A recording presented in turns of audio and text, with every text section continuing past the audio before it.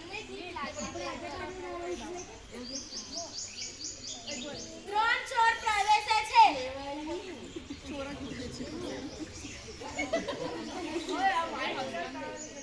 ચંદ્રગુપ્તના મંત્રી ચાણક્ય, આ તેમનું ઘર છે. અહીં તેલનો દીવો છે, બાજુમાં બેઠક છે, પુસ્તકો. પણ ધન ક્યાં છે? અહીં તો નથી. બીજા ઓરડામાં જઈએ.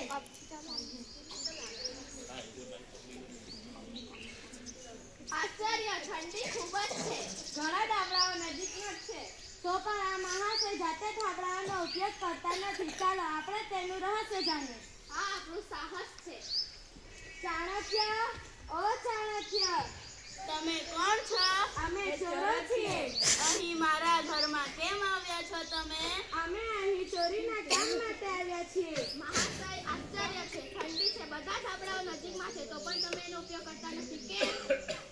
આ ધાબળા મારા માટે નથી, રાજ્યના ગરીબ લોકો માટે છે. જે વસ્તુ આપણી ન હોય તેનો ઉપયોગ કરવો પાપ છે. અરે રે, અમે તો દરરોજ જ પાપ કરીએ છીએ. ચોરીના કામ વડે જ પેટ ભરીએ છીએ.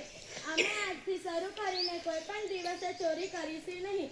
આર્યની જય થાઓ. વિદ્યાર્થી મિત્રો, આ પ્રસંગમાંથી આપણને પ્રેરણા મળે છે કે જે વસ્તુ આપણી હોય તેનો જ ઉપયોગ કરવો જોઈએ. બીજાની વસ્તુ પર આપણો કોઈ અધિકાર રહેતો નથી.